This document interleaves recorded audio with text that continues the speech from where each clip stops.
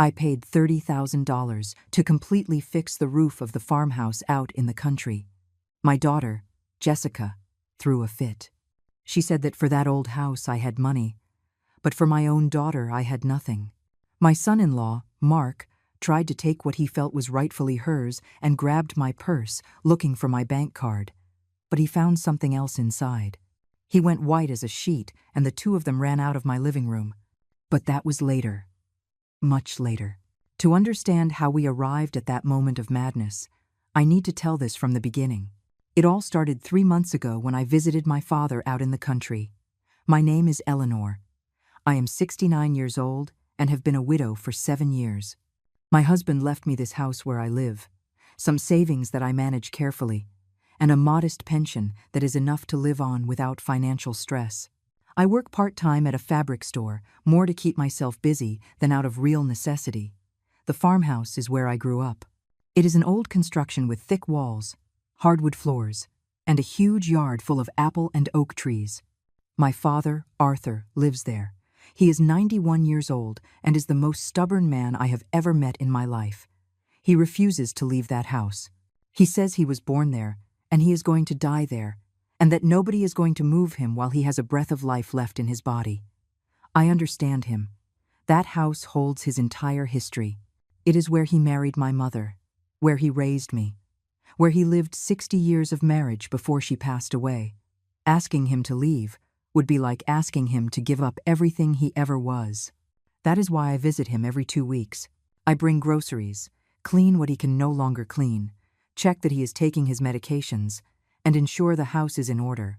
Arthur is still independent, but age does not forgive. He does not handle the stairs well anymore. His left ear hardly works, but his mind is still clear, and his pride is intact. On my last visit before all this, I found something that broke my heart. There were buckets all over the house. 1 in the living room, 2 in the hallway, 3 inside my father's bedroom. The roof was leaking so badly that he could no longer sleep in his own bed. I found him sleeping on the sofa in the living room, the only place without leaks. I asked him why he had not told me anything. He just shrugged, with that way of his of minimizing everything, and told me he did not want to bother me, that he knew I had my own expenses, that he could hold on a little longer. I saw the water stains on the walls. I saw the mold growing in the corners. I saw how my father, a man who worked all his life, who built additions to that house with his own hands, was living in conditions that no one should accept. I was not going to allow my father to continue like this. The next day, I hired a general contractor recommended by a neighbor in the area. I asked him to check everything and give me a full estimate. The man went up on the roof, checked the timber structure, and looked at the shingles one by one. The diagnosis was worse than I imagined. The shingles were cracked in various spots. The wood structure was rotting from the moisture. Almost everything had to be changed. It was not just a patch job. It was a complete roof replacement. The final estimate was $30,000. I sat at my father's kitchen table to run the numbers. It was a lot of money, more than I had in my checking account, but I had an emergency fund that my husband always told me to keep for really important moments. And this was one of those moments. My father needed that roof. He needed to be able to sleep in his bed. He needed to be protected when the heavy storms came. There was no other option. I authorized the work. I signed the contract. I paid the 50% deposit with the money from my emergency fund. The crew would start the following week. I was at peace with my decision. I knew I was doing the right thing. My father had taken care of me all my life. Now it was my turn to take care of him. I did not imagine that this decision would turn into a nightmare. Jessica is my only daughter. She is 38 years old, has been married to Mark for 12 years, and they have 2 children, Ethan, who is 10 years old, and Sophie, who is 7. They live in a small apartment in a middle-class suburb. Mark works as a supervisor at a logistics company. Jessica is a receptionist at a dental office. Our relationship was always cordial. We were not one of those mother-daughter pairs who call each other every day or tell each other everything. But we saw each other on birthdays, at Christmas, and for Sunday lunches when she had time. We never had big fights. Everything was quiet and normal. But after I became a widow, something changed. Jessica started visiting me more frequently. At first, I saw it as something nice. I thought she was worried about me, that she wanted to make sure I was okay living alone. But over time, I started to notice a pattern in her visits. She always asked questions about money, asking if my Social Security check had come in that month, asking if I had paid this or that bill, asking how much I was spending at the grocery store, asking if I needed financial help managing things, asking if I was saving anything. And above all, she always ended up asking about the farmhouse. That question appeared in almost all our conversations. Jessica insisted that keeping that house made no sense, that it was too far away, that it was an unnecessary expense, that my father was already too old to live alone there, that I should bring him to live with me, or that we should think about a nursing home. I always gave her the same answer. That house was my father's home. He had lived there all his life, and as long as he wanted to stay, I was going to respect his decision. The house was his, not mine. Jessica would frown every time I said that. Sometimes she sighed. Sometimes she changed the subject quickly. But she never insisted too much. Until that moment, the construction work started on a Monday morning. I went out there to be present on the first day. I brought coffee for the crew. I talked to the contractor about the timeline and materials. Everything was going well. My father was happy. For the first time in months, I saw him truly smile. On Wednesday afternoon, Jessica called me on the phone. She said she wanted to come by and visit me. She said it had been a while since we had seen each other. I told her, of course, to come whenever she wanted. She arrived that same afternoon with Mark and the 2 kids. We drank coffee in the kitchen. The grandkids played in the backyard. It all seemed like a normal visit. We talked about the weather, the kids, school, unimportant things. Until Jessica, casually, as if it were nothing, asked if it was true that I was renovating the farmhouse. I was surprised she knew. I asked her who had told her. She took another sip of coffee, slowly, and explained that a distant cousin who lives near there had seen the workers going up on the roof. The cousin had sent her a message asking if I was selling the property. I explained calmly that I was not selling anything, that I was just fixing the roof because it was in very bad shape, that my father could not keep living with leaks all over the house, sleeping on the sofa because his bedroom flooded every time it rained. Jessica nodded. She seemed to be processing the information. Mark, who until that moment had been quiet looking at his cell phone, looked up. Jessica asked me how much the renovation was costing. I told her the truth. $30,000. The silence that followed was uncomfortable. Jessica set her coffee mug on the table with more force than necessary. Mark stared at me fixedly, as if he were evaluating something in his head. Then Jessica asked, with a strangely controlled voice, if I had that money available. I told her yes, that I was using my savings, that it was my decision, and I was at peace with it. Jessica looked at Mark. He returned the look. It was a silent exchange but loaded with meaning, as if they had had an entire conversation without words. Then Jessica said something that froze me. "Mom, don't you think $30,000 is a lot of money to spend on a house that is falling apart?"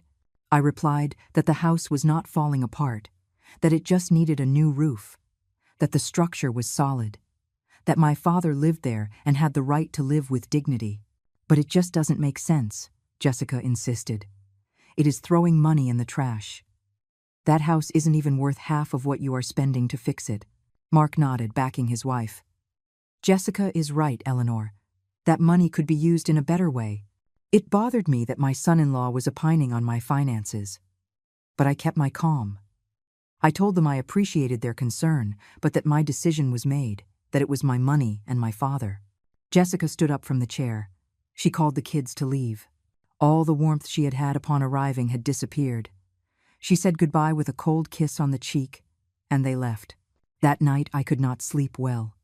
Something about the way Jessica had reacted unsettled me. It was not genuine concern for my economy. It was something else. Something I could not quite identify, but it left a bitter taste in my mouth. The following days were quiet. The work was progressing well. I went to the farm every 2 or 3 days to supervise. My father was excited watching the roof transform. The workers were efficient and careful. But Jessica showed up again. It was a Saturday morning. She arrived alone this time, without Mark or the kids. She brought a bag of donuts and said she wanted to have breakfast with me. I thought maybe she was coming to apologize for her previous reaction. We had breakfast in the kitchen. We talked about trivial things at first. But it did not take long before she returned to the topic of money. "Mom, I have been thinking a lot about the farmhouse thing," she started. I told her there was nothing more to think about, that the subject was closed. "No, listen to me," she insisted. "I know you want to help Grandpa, but $30,000 is a lot of money. Have you thought about your future? About your old age?" I reminded her that I was 69 years old, not 90, that I still worked, that I had my pension, that I was doing fine financially. "But you never know what can happen," Jessica said. "You could get sick. You could need surgery. You could have an emergency. And all that money is going to be there, buried in the roof of an old house in the middle of nowhere." Her insistence was starting to annoy me. I told her firmly that I appreciated her concern, but that I was an adult and knew how to manage my money, that I did not need anyone to tell me how to spend it. Jessica changed tactics. Her voice became softer, almost sweet. "Mom, I know you don't like talking about this, but Mark and I are going through a tough time financially." That took me by surprise. I asked her what had happened. She told me that Mark had had problems at work, that they had cut his hours, that the apartment needed repairs, that the kids had school expenses, that things were tight. I felt compassion for her. I asked her how much they needed. "It's not that we need you to just give us money," she said quickly. "I just thought that if you have $30,000 to spend on a roof, maybe you could help your own daughter too." There it was, the real reason for her visit. I explained with patience that the money for the roof came from my emergency savings, that it was not money that was circulating freely, that it was already committed to the work, that the contract was signed. "But you haven't paid everything yet," argued Jessica. "You said you paid the 50% deposit. You still have the other 50%. I stood there looking at her, processing what she was saying. She was suggesting that I cancel the work halfway through, that I leave my father with a half-fixed roof, to give the money to her. I told her no, that was impossible, that I was not going to do that. Jessica pressed her lips together. I saw the frustration on her face, but she said nothing else. She stood up, gave me a mechanical hug, and left. That same afternoon I told everything to Margaret, my neighbor and friend of more than 20 years. Margaret is a wise, direct woman who always tells me things like they are. "Eleanor, open your eyes," she told me while we drank tea on her patio. "Your daughter is not worried about your future. She is worried about her present. She wants that money." I told her that maybe Jessica really was going through financial difficulties. "Could be," admitted Margaret, "but that does not give her the right to pressure you. You worked your whole life. That money is yours. And you are doing something noble with it, taking care of your father. Don't let them make you feel guilty." She was right, but I still felt bad. Jessica was my daughter. I did not want there to be tension between us. The work continued. 2 weeks later, the roof was almost finished. Only a few final details were missing. My father was radiant. He had returned to sleeping in his bed. The house felt dry and safe again.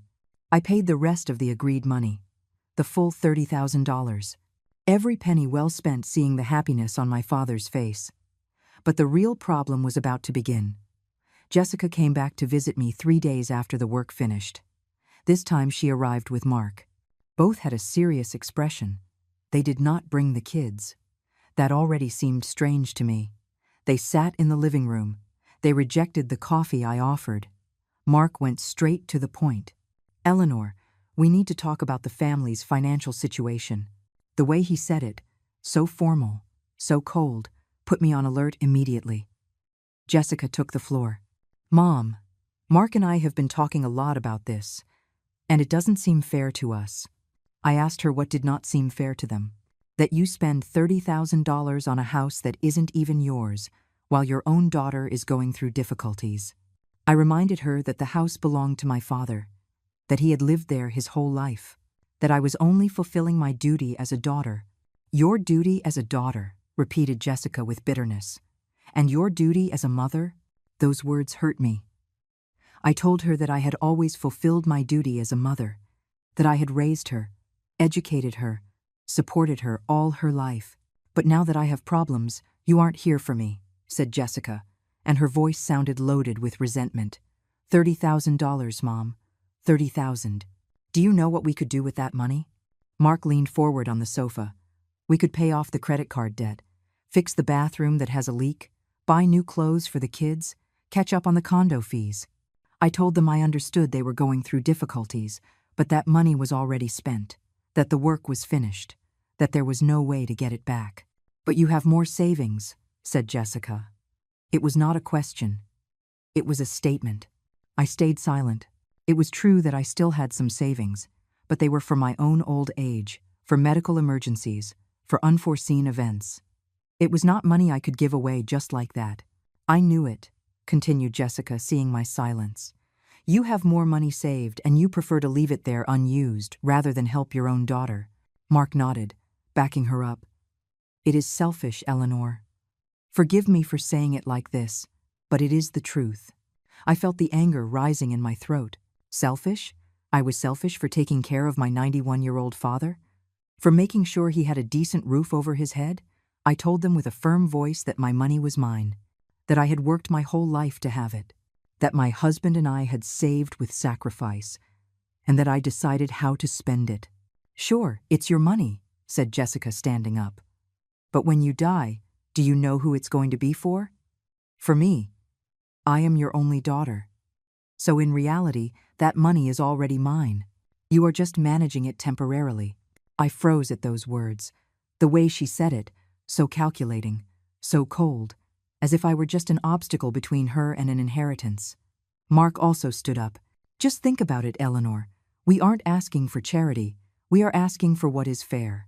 Jessica is your daughter. She has more right to your help than your father. They left without saying goodbye. I stayed seated on the sofa, trembling. Not from fear, but from disappointment. Was that how my own daughter saw me? As a source of money? That night, I called my father. I told him what had happened, although I tried to minimize it so as not to worry him. Arthur listened in silence and then said something I will never forget.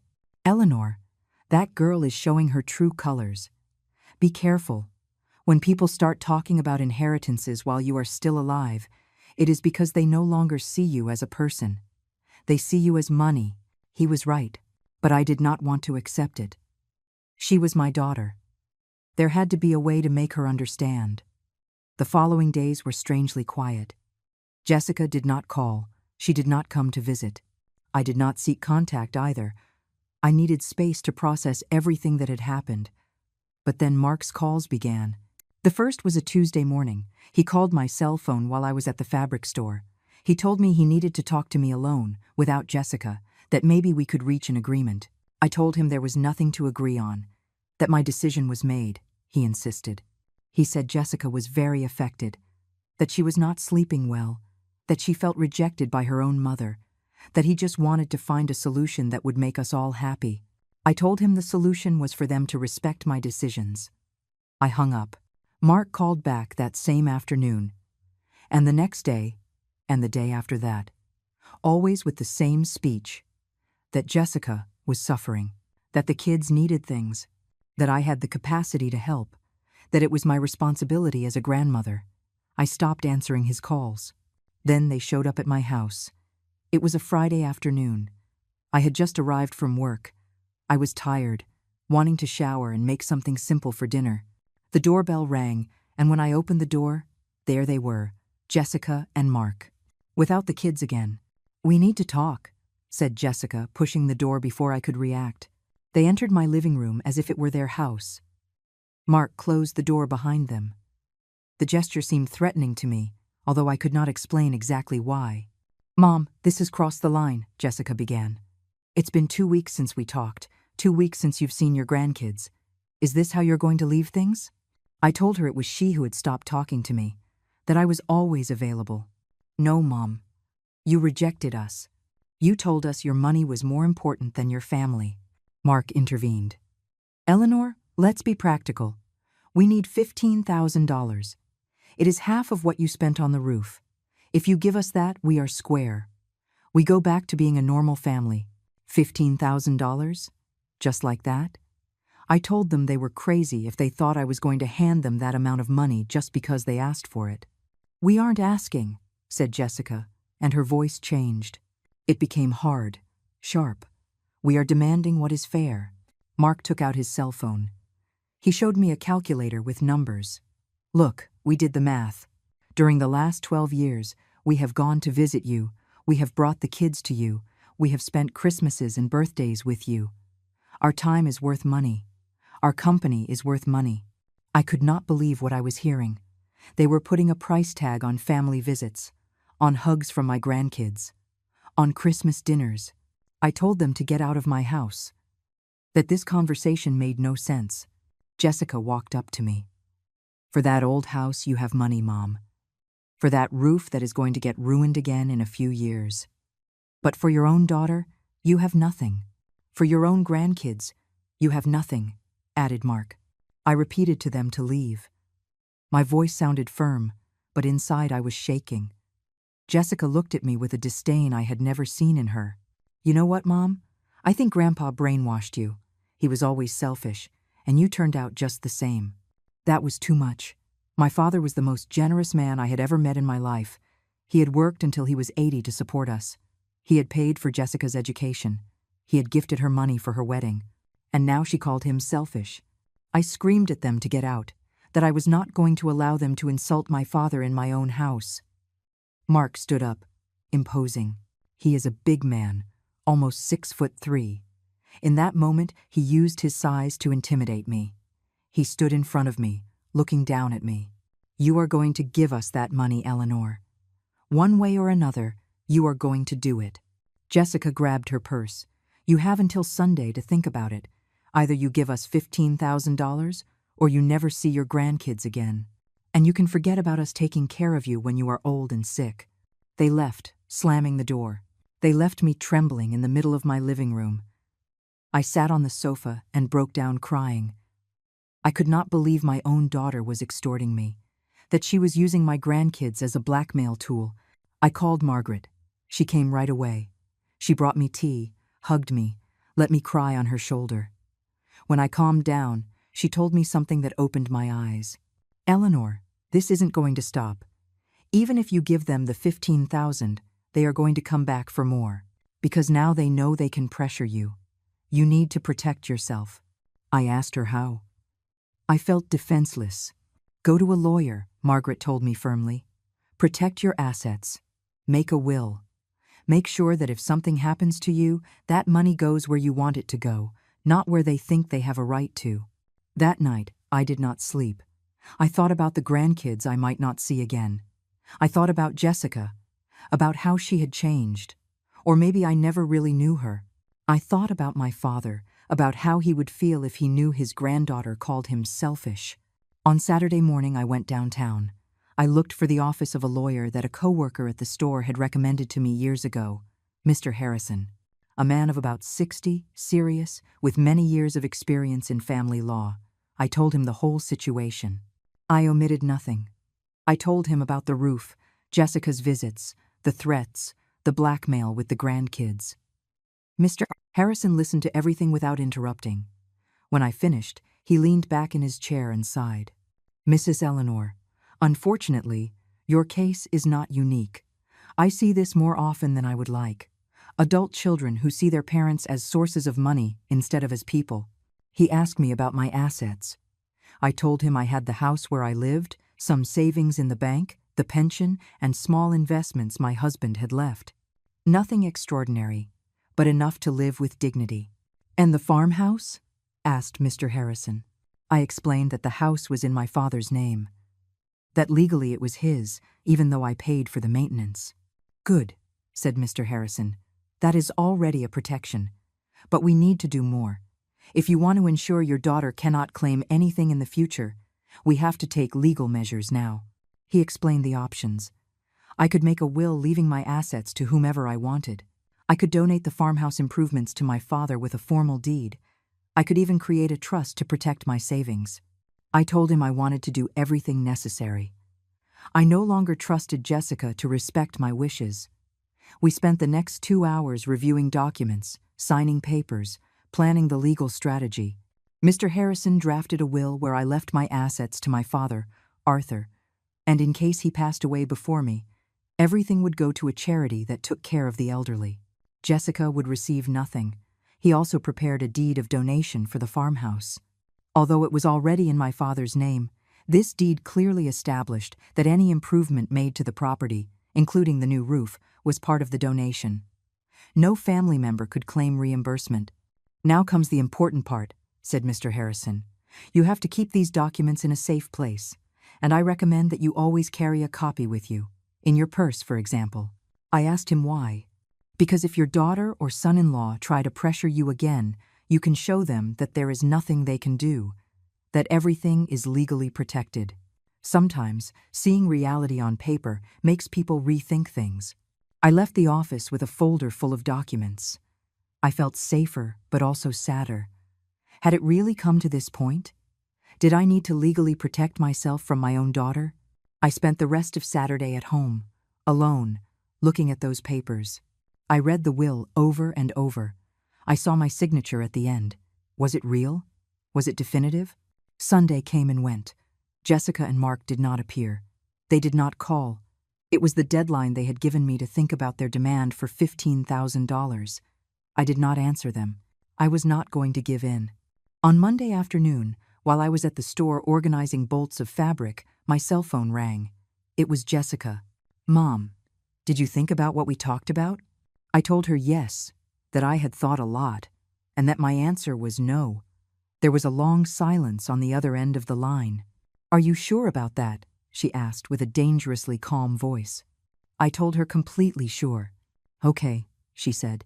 "Have it your way. You know the consequences." She hung up. The following days were tense. I expected them to show up at any moment, but there was no news, no calls, no visits. It was Margaret who alerted me. "Eleanor, I saw your daughter talking to the neighbor's son from the corner. That boy is a lawyer." My stomach tied in a knot. I asked her what they had talked about. "I don't know exactly, but the neighbor told me that Jessica asked him about inheritances, about how to go about claiming assets from parents who are still alive." I felt a chill.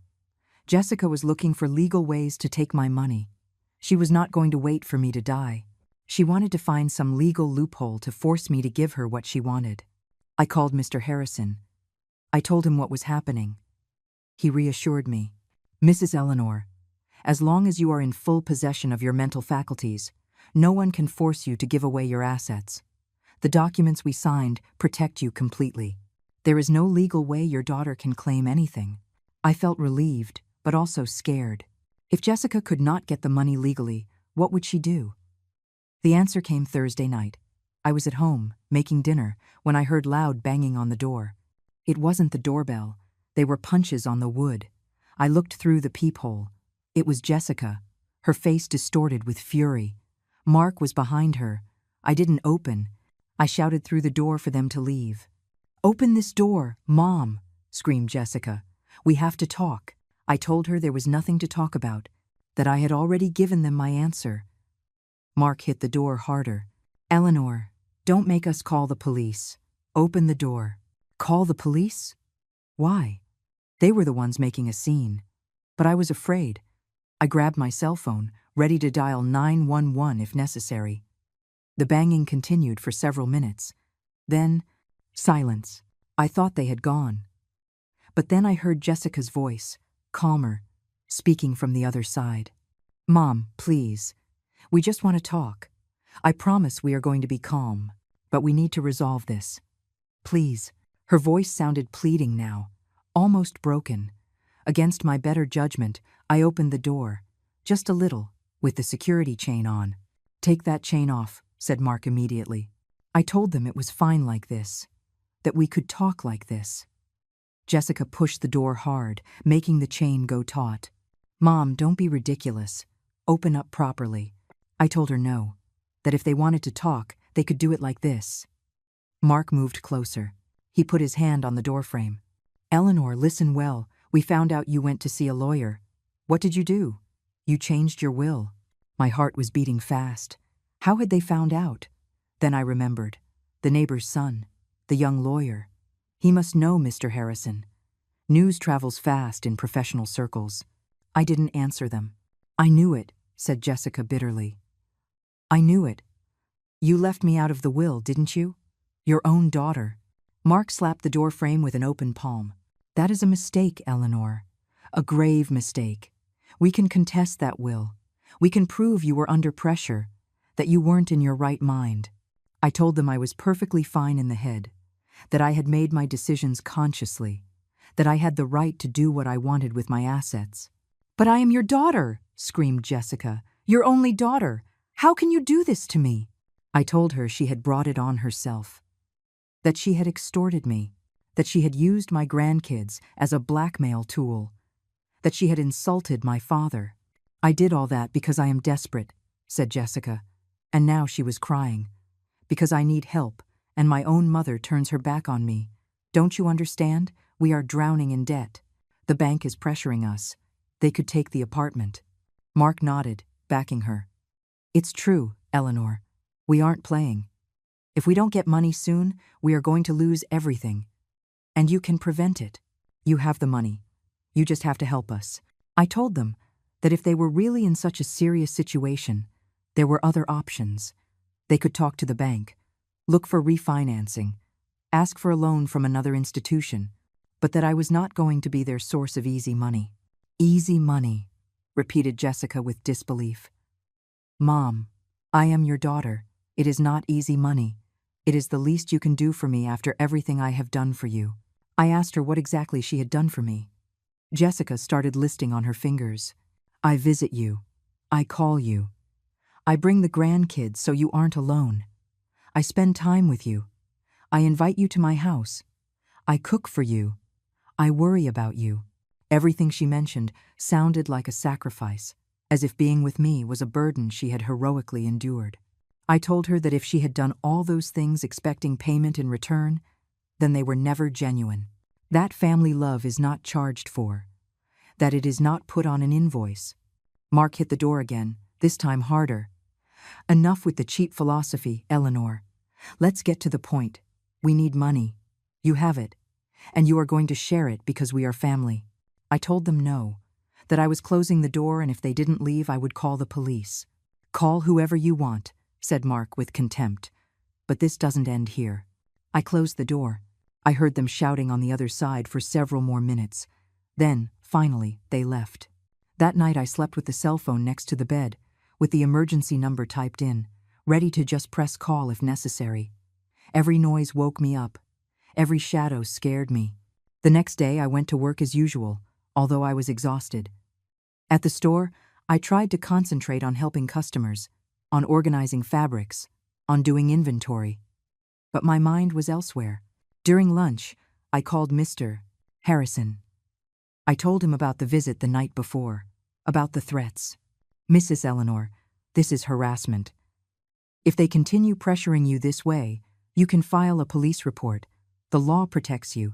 I told him I didn't want to go to that extreme. Despite everything, Jessica was still my daughter. I didn't want to get her in legal trouble. Understand that sometimes the only way to stop people is to show them that there are real consequences, Mr. Harrison told me. If they believe you aren't going to do anything, they are going to continue. He was right. But I wasn't ready for that step yet. The following days passed without incident. No calls, no visits. I started to think maybe Jessica had understood, that maybe she realized she wasn't going to get anything by pressuring me. How naive I was. On Saturday afternoon, I was at home folding clean laundry when I heard the doorbell. I looked through the peephole, expecting to see the neighbor who sometimes brought me vegetables from his garden. But it was Jessica. Alone this time. Without Mark. She had a calm face, almost sweet. Like the Jessica I remembered from years ago. I opened the door with the chain on. "Mom," she said softly, "please, I just want to talk." No yelling, no Mark, just you and me. Something in her voice softened me. She was my daughter, my only daughter. Maybe she really wanted to fix things. I took the chain off and opened the door. Jessica entered slowly. She sat on the sofa, She accepted the glass of water I offered. She seemed genuinely remorseful. "Mom, I know things got out of control," she began. "Mark and we are under a lot of pressure. But I shouldn't have treated you like that. I shouldn't have said those horrible things about Grandpa." I told her it had hurt me a lot to hear her talk like that about my father. "I know," she said, lowering her gaze. "I was angry, frustrated. But I didn't mean it seriously. Grandpa was always good to me." We stayed in silence for a moment. I wanted to believe her. I wanted to believe my daughter had returned to reason. "Mom," continued Jessica, "I didn't come to ask you for money. I just came to apologize and to tell you that I understand you. I understand that you want to take care of Grandpa. I understand that you use your money however you see fit." I felt enormous relief. Maybe things could be fixed after all. "But there is something I need to ask you," said Jessica, "and I need you to be honest with me." I told her, of course, to ask whatever she wanted. "Is it true that you changed your will? That you left me out?" I hesitated before answering, but I decided to be honest. I told her yes. That after everything that had happened, I had decided to leave my assets to my father and to charities. Jessica nodded slowly, as if processing the information. "And the farmhouse? Did you do anything regarding that house?" I explained about the deed of donation. That now it was officially and legally established that the house and all its improvements belonged to my father. That no one could claim anything. "I see," said Jessica. Her voice remained calm, but I noticed her hands were squeezing the water glass tighter. "And where are those documents?" "At the bank," I told her. "I have copies in my house, in a safe place." "Can I see them?" she asked. "Just to understand better. To know exactly what it says." Something inside me warned me not to do it. But another part of me, the part that still wanted to trust my daughter, thought that maybe showing her the documents would help her accept reality. To close this chapter, I got up and went to my bedroom. I took the folder with the copies out of my dresser drawer. I went back to the living room. Jessica was standing by the window, looking out. She turned when she heard me enter. I showed her the documents. She read them with attention, turning the pages slowly. I saw how her jaw tensed with every paragraph. "This is very definitive," she said finally. "There is no way to change it, is there?" I told her that as long as I was alive and in my right mind, I could change whatever I wanted.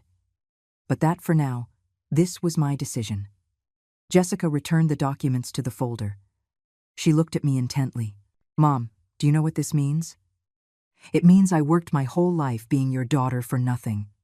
It means all the time I spent with you, all the Christmases, all the birthdays, everything was useless." I told her that way of thinking was exactly the reason I had made this decision. That she viewed our relationship as an economic investment, not as love. "Don't say stupid things," replied Jessica, and her voice returned to that hard tone. "Everything in life is a transaction. You gave me life, I give you my time and my attention. That is the way it works." I told her she was wrong. That love didn't work like that. Jessica laughed. It was a short, bitter laugh. "Love. How romantic you are, Mom. Meanwhile, I am sinking in debt, and you have money saved that you could use to save me." I reminded her there were options. That they could sell the car, move to a cheaper apartment, cut expenses.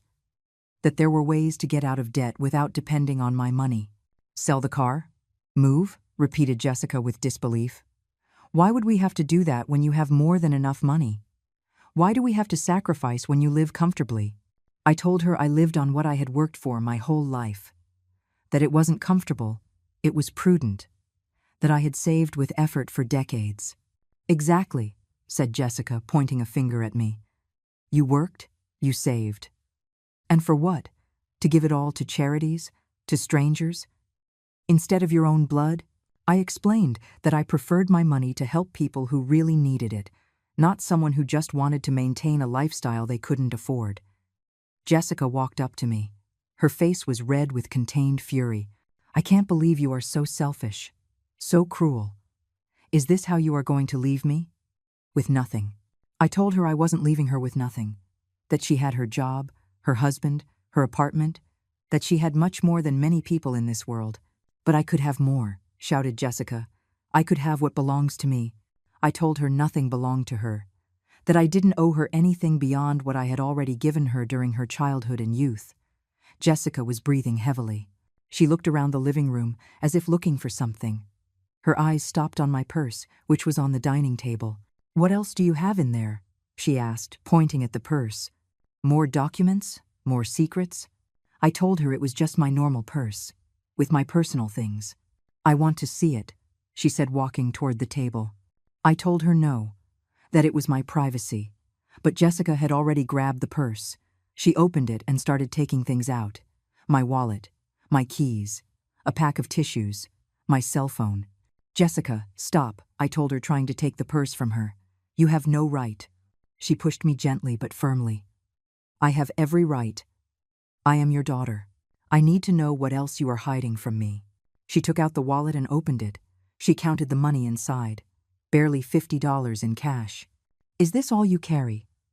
Where is your bank card?" I told her I wasn't going to tell her. Jessica emptied the purse completely onto the table. Everything fell in a mess. And then she saw it. The manila envelope that Mr. Harrison had given me. The envelope containing the certified copies of all the legal documents. "What is this?" she asked, grabbing the envelope. I told her to give it back to me. That they were private documents. But Jessica was already opening the envelope. She took out the papers. Her eyes scanned the pages quickly. I saw how her expression went from curiosity to understanding, and then to absolute fury. This is official," she said with a trembling voice. "It is already registered. It is already legal. I can't do anything." I told her that was right, that my decisions were already made and legally protected. Jessica dropped the papers on the table. She put her hands to her head. "I can't believe it. I can't believe you went this far. That you hated me this much." I told her I didn't hate her. That I was simply protecting what was mine. Protecting my right to decide about my own assets. "Protecting!" shouted Jessica. "From who?" "From your own daughter." I told her yes. From her. Because she had proven she was only interested in my money. At that moment, I heard the front door open. My heart stopped. I had locked that door. How had someone entered? Mark appeared in the doorway of the living room. He had a key in his hand. My key. The one I had given him years ago for emergencies, when the kids were little. "What is going on here?" asked Mark, looking at the scattered papers on the table. "Look at this," said Jessica, passing him the documents. "Look at what she did. She left us out of everything. Everything, Mark." Mark read the papers with attention. His face hardened with every line. When he finished, he looked at me with a coldness that terrified me. "This was a mistake, Eleanor, a very big mistake." I told him to get out of my house. Both of them. Immediately. "Not yet," said Mark, walking toward me. "First, we are going to solve this." Jessica stood by his side. The two of them cornered me against the living room wall. I backed up until my back touched the wall. "You are going to change this," said Mark, pointing at the documents. "You are going to call your lawyer right now, and you are going to reverse all this." I told him no, that I wasn't going to do that. "Yes, you are going to do it," insisted Mark. His voice was low but threatening. "Because if you don't do it, things are going to get very difficult for you." I asked him if he was threatening me. "I am being realistic," replied Mark. "You are an older woman. You live alone. Many things can happen. Accidents, falls, health problems that require someone to make decisions for you." I felt a chill. Was he suggesting what I thought? Jessica intervened. "Mom, Mark is just saying you need to be reasonable. Think about your future. Who is going to take care of you when you can't take care of yourself anymore? Me? Your daughter. Then it is fair that I have access to your resources." I told them I preferred going to a nursing home rather than depending on them. "With what money?" asked Mark with a cruel smile. "If all your money is going to be tied up in trusts and donations, you won't be able to pay for a good home." Jessica nodded. "Exactly. You are going to end up in a horrible place. Alone. Abandoned. While if you give us what belongs to us now, we will take care of you. I promise you we will take care of you." It was a threat disguised as a promise. It was clear to me that if I didn't give in, they were going to make sure my old age was miserable. I told them I didn't care, that I preferred anything rather than rewarding their behavior. Mark lost his patience. He got closer to me. Listen to me well, you stubborn old woman. You are going to do what we are asking, because Jessica is your legal heir. She is your only daughter, and when you are sick in bed, she is going to have the right to make decisions for you. So you better fix this now the easy way, or we are going to fix it later the hard way. Jessica put her hand on Mark's arm. Calm down. We don't need to get to that. She turned to me. Mom, let's be practical. You aren't going to live forever. That money is eventually going to be mine anyway. Why not make it easier for everyone? Give me a part now. Just $15,000. We solve our problems and go back to being family. I told her no. 1,000 times no.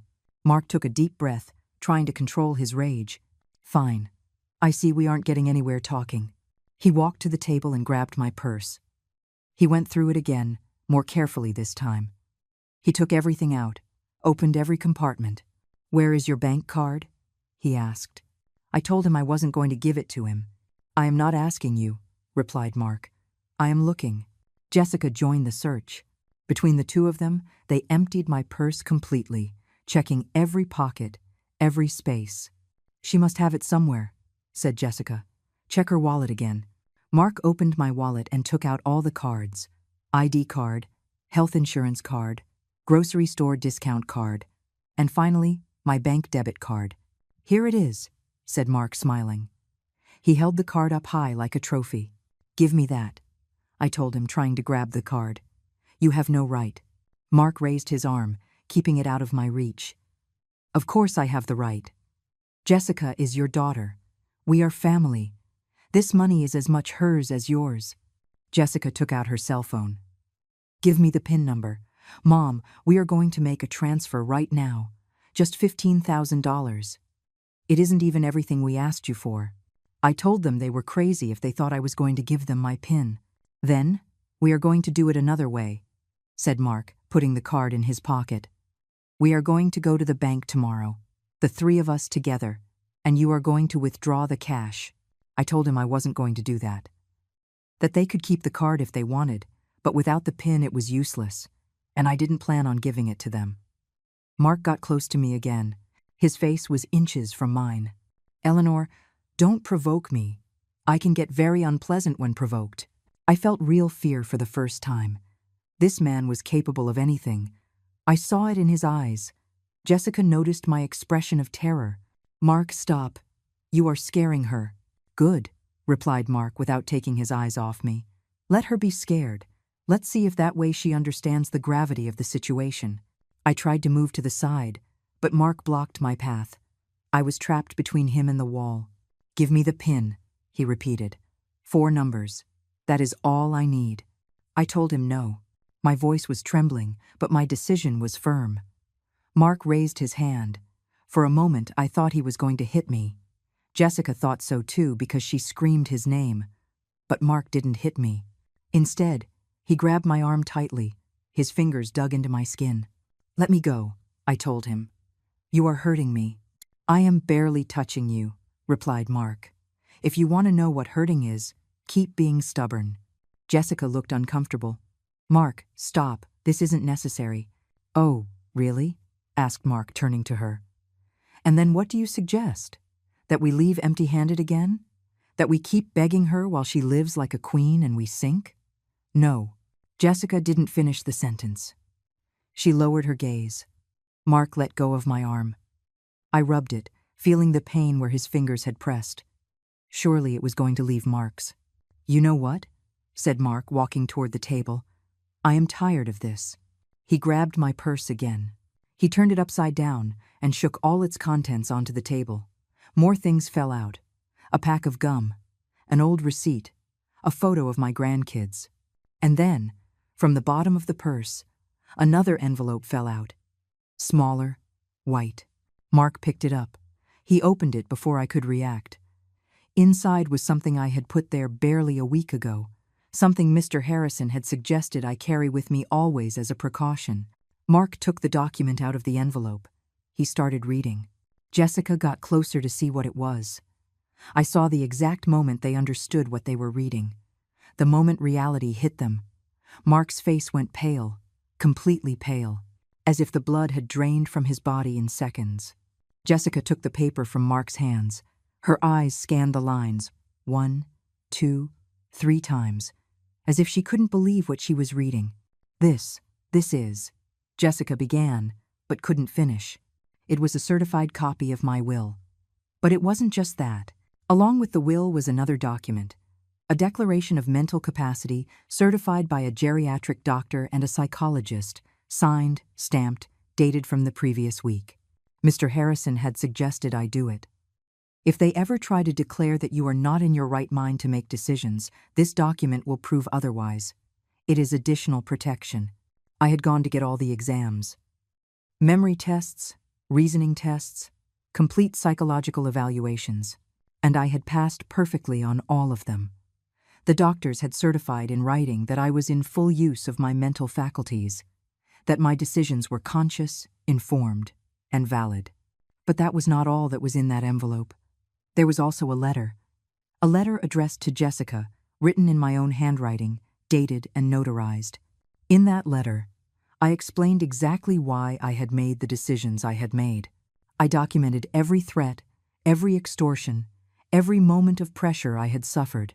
I named dates, quoted exact words they had said, and at the end of the letter, I declared that if something happened to me under suspicious circumstances, this letter was to be delivered to the authorities, that I had left copies with my lawyer and with Margaret, that everything was documented. Mark dropped the paper as if it burned. He stepped back several steps. Jessica kept reading the letter.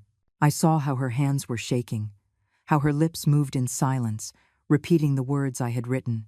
You documented everything, she said finally with a broken voice. Every conversation, every visit, everything. I told her yes. That from the first time they asked me for money, I had started taking notes.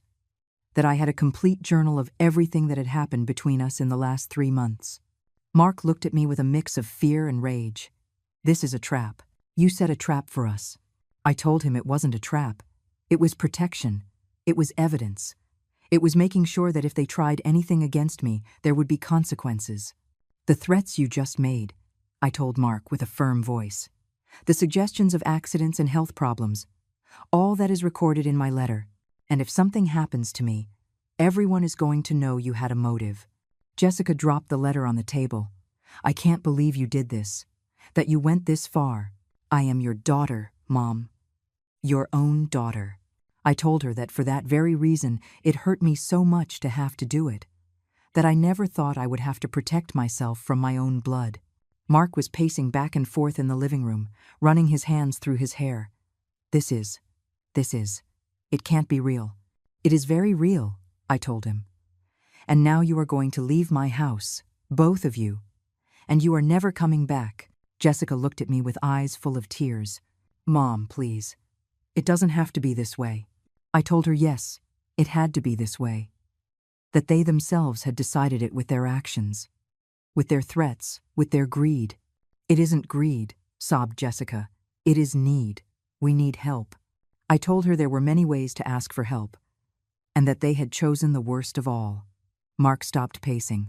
He looked at me intently. And now what? Are you going to report us? I told him no. That I wasn't going to report them. That I just wanted them to leave and leave me in peace, to respect my decision and my life. But that letter, began Mark. That letter is only opened if something happens to me, I explained. If I live my life quietly, if I die a natural death when my time comes, nobody will ever read what it says. It will stay stored with Mr. Harrison. Jessica wiped her tears. So there is still a chance? To fix this? I told her the only way to fix this was for them to accept my decisions, for them to stop pressuring me for money, that if they wanted to have a relationship with me, it had to be genuine, without economic interests. But the will, said Jessica. The will stays as it is, I told her firmly. That is not negotiable. But if you demonstrate over the next few years that you can respect me, that you can love me without expecting anything in return, maybe, just maybe, I could reconsider some things. It was a lie. I wasn't going to change anything, but I needed to give them something so they would leave. So they would leave me in peace. Mark looked at Jessica. Jessica looked at him. They had another one of those silent conversations. "Okay," said Mark finally. "We're leaving, but I want you to know something, Eleanor. This isn't forgotten. What you did today, documenting us as if we were criminals, that isn't forgotten." I told him that what they did wasn't forgotten either. That the threats, the extortion, the attempt to steal my bank card, all that stayed engraved in my memory. Jessica picked up her purse. She approached me one last time. "Mom, someday you are going to regret this. Someday you are going to be alone, sick, and you are going to need me, and I won't be there." I told her I preferred being alone to being surrounded by people who only wanted me for my money. Jessica let out a bitter laugh. "How noble you look now. How dignified. But deep down, you know you are going to regret it." Mark was already at the door. He had my bank card still in his hand. He looked at it for a moment, as if considering taking it anyway. But then he threw it on the dining table with contempt. "Keep your money," he said. "Keep everything. I hope it makes you very happy when you are dying alone in a hospital." "Mark, let's go," said Jessica, pulling him by the arm. But before leaving, she turned to me one last time. "One more thing. Mom, the kids, Ethan and Sophie. You aren't going to see them anymore. I don't want them near someone so selfish." Those words hurt me more than anything else they had said. My grandkids, my little ones. But I knew it was another form of blackmail, another way to pressure me. I told them it was their decision. That if they wanted to use their children as weapons, that spoke very poorly of them as parents. But that I wasn't going to give in to that kind of manipulation. Jessica opened her mouth to respond, but Mark pushed her gently toward the door. "Enough, let's go. This woman isn't worth more of our time." I saw them leave. I heard their steps in the hallway, the sound of the elevator opening and closing, and then silence. I stood in the middle of my living room, surrounded by the contents of my purse scattered on the table, with the documents they had seen, with the evidence of everything I had had to do to protect myself. My legs started to shake. I sat on the sofa before they buckled completely. And then, finally, I allowed myself to cry. I cried for the daughter I had lost, or maybe for the daughter I never really had. I cried for the grandkids I might not see again. I cried for having to reach these extremes to protect what was mine. I don't know how much time I spent like that. It could have been half an hour. It could have been 2 hours. Time meant nothing in that moment. When I could finally get up, I picked everything up from the table. I put the documents in the envelope. I organized my purse. Every movement was mechanical, automatic. I called Margaret. I needed to talk to someone. I needed to tell what had happened. "I'm coming over," she said, without even letting me finish explaining. "Give me 10 minutes." She arrived in 7, with a bag of donuts and a bottle of wine. "I thought you were going to need it," she said, hugging me at the door. We sat in the kitchen. I told her everything, every detail, every word that was said, every threat, every moment of terror I felt. Margaret listened without interrupting. When I finished, she took a long sip of wine and sighed. "Eleanor, you did the right thing. I know it hurts. I know it is horrible to have to document your own family as if they were enemies, but it was necessary." I told her I felt terrible, that I couldn't stop thinking about Ethan and Sophie, that I was losing them. "You aren't losing them," Margaret corrected me. "Jessica is the one choosing to use her children as tools. That is her responsibility, not yours." She was right, but it still hurt. "And if I really don't see them again?" I asked her. "What if they grow up thinking their grandmother didn't love them?" Margaret took my hand. "Kids are smarter than we think. When they grow up, when they are older, they are going to understand. They are going to look for answers. And the truth always comes to light." We spent the rest of the night talking. Margaret helped me process everything. She reminded me why I had done what I did. She gave me the strength I needed not to crumble. When she finally left, it was almost 2 in the morning. I went to sleep exhausted, but strangely at peace. I had gone through the worst moment. I had faced Jessica and Mark, and I had survived. The following days were quiet, too quiet. Every time the phone rang, my heart raced. But it was never Jessica. It was never Mark. A week later, I called my father. I needed to hear his voice. I needed to know I had done the right thing protecting him. "Eleanor, are you okay?" asked Arthur as soon as he answered. "I hear something weird in your voice." I told him a reduced version of what had happened. I didn't want to worry him with all the details, but I needed him to know. Arthur was quiet for a long moment.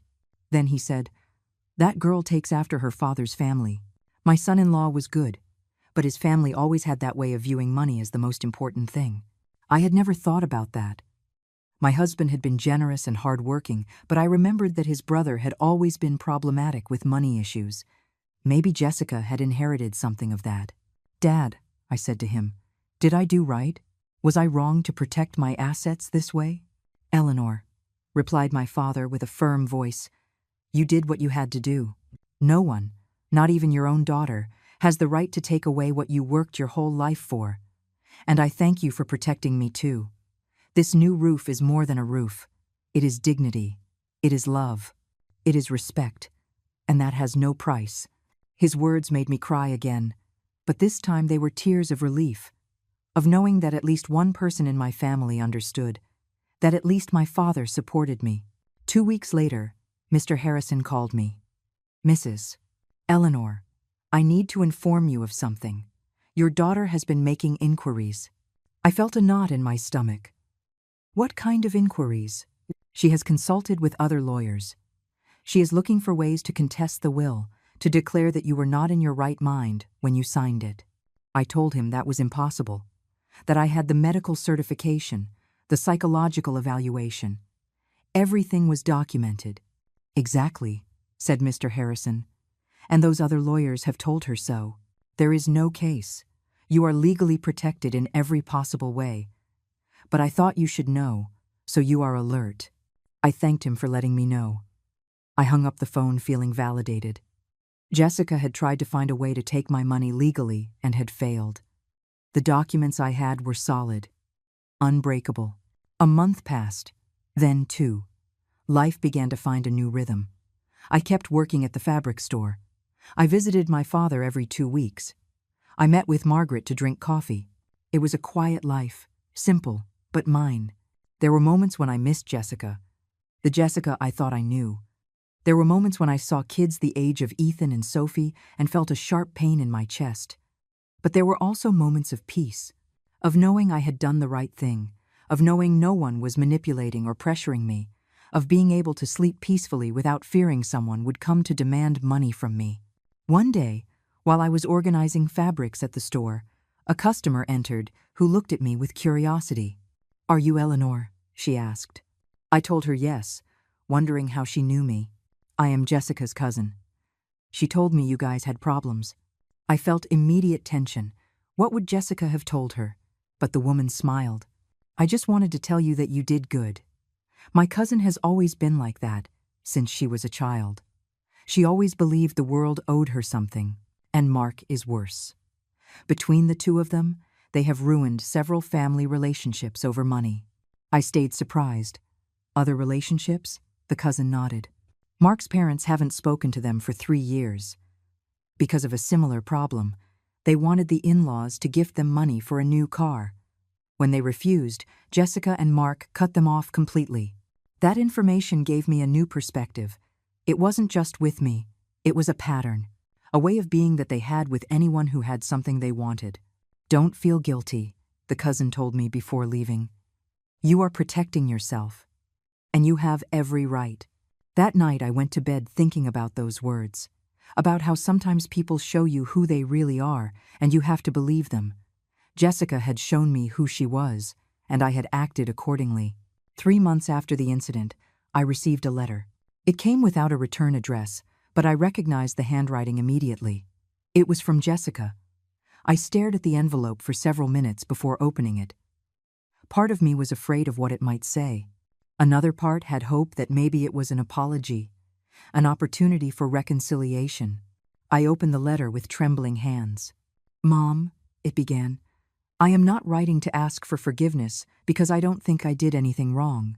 I only asked for what was fair, what any daughter would expect from her mother.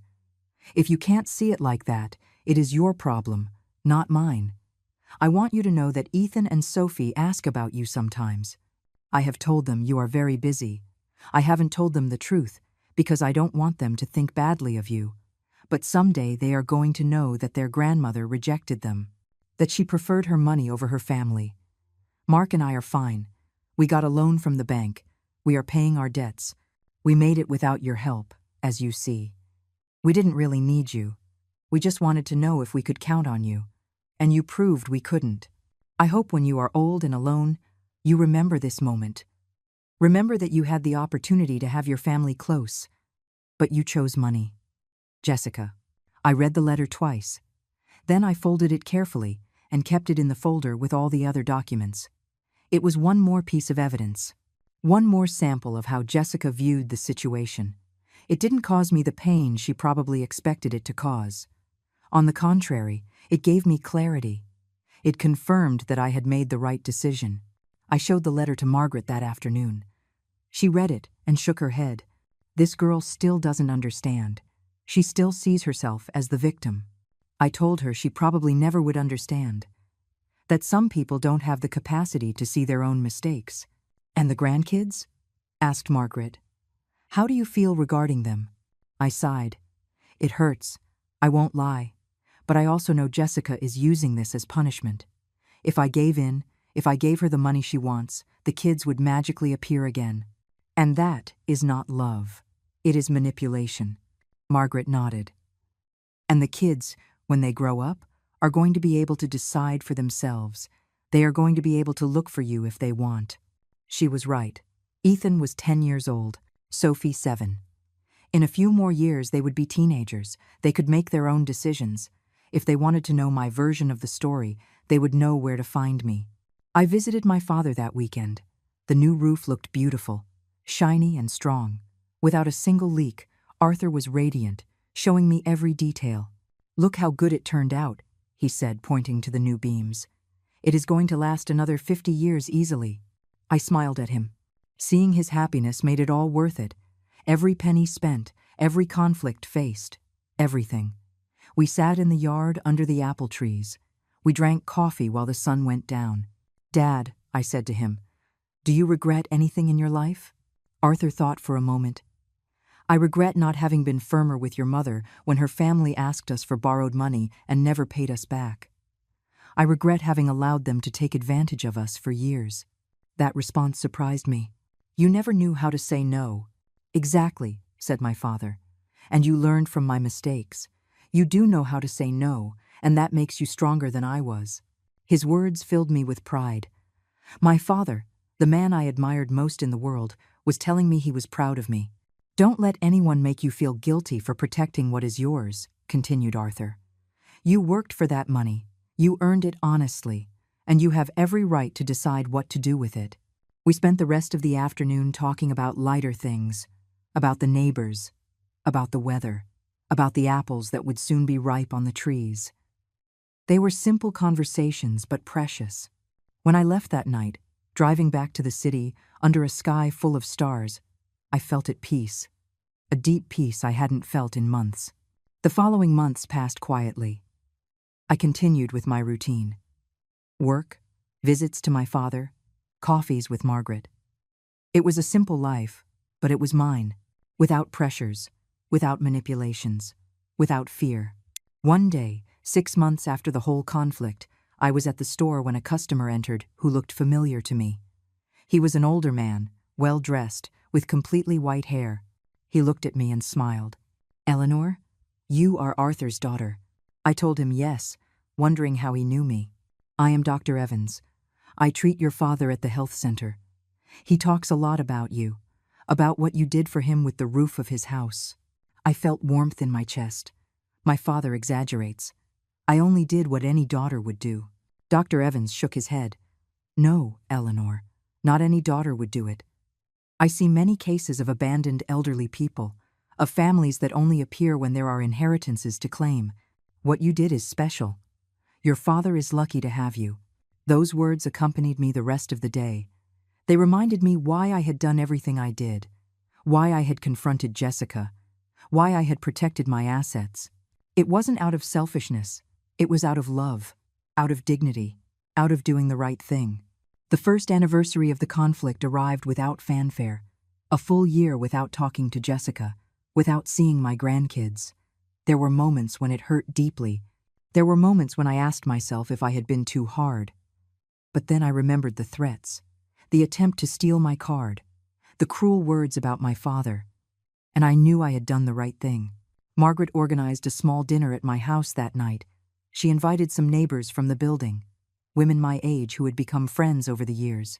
During dinner, one of them, Sylvia, shared her own story, how her son had asked her for borrowed money and never paid her back, how now he avoided her because he didn't want to face the debt. Another, Elaine, told how her daughter expected her to sell her house to help her buy a bigger one for the whole family. I realized I wasn't alone, that many older women faced similar pressures from their families, that my story wasn't unique. The important thing, said Margaret at the end of the night, is that all of us learn to set limits, to say no to protect what is ours. That doesn't make us bad mothers or bad grandmothers. It makes us people with dignity. We all toasted to that, to dignity, to self-respect, to the right to decide about our own lives and our own money. That night, after everyone left, I sat in my living room looking at old photos of Jessica when she was a child, of my husband, of happy moments that would not return. I felt sadness, yes, but not regret. I had done what I had to do. I had protected my estate. I had taken care of my father. I had established healthy boundaries. And if that meant losing a daughter who only saw me as a source of money, then so be it. I put the photos away and took out the folder with all the documents. The will, the medical certification, the letter I had written, the deed of donation. Everything was in order. Everything was protected. I added Jessica's letter to the folder. It was the last piece, the final evidence that she had never understood, never changed. I closed the folder and put it in the safe place where I always kept it, along with my purse, where I always carried copies. I went to sleep that night feeling complete. Not happy exactly, because the loss of the relationship with Jessica would always hurt, but complete, at peace, safe. I had learned an invaluable lesson, that sometimes protecting yourself means distancing yourself from the people you love. That setting limits isn't selfishness, it is survival. That your money, your assets, your life are yours to decide. And that nobody, absolutely nobody, has the right to take that away from you. Not even your own daughter. The next day, I called my father. "Dad, how is the roof?" "Perfect," he replied with a cheerful voice. "Not a single leak. I sleep like a baby every night. Thanks to you, sweetie. Thanks to you." And in that moment I knew, with absolute certainty, that I had made the right decision. That $30,000 spent on giving dignity to my father was worth more than any relationship based on manipulation and greed. I hung up the phone and looked out the window. The sun was shining. It was a beautiful day. And I was okay. Alone, yes, but okay. Free, protected, owner of my own life.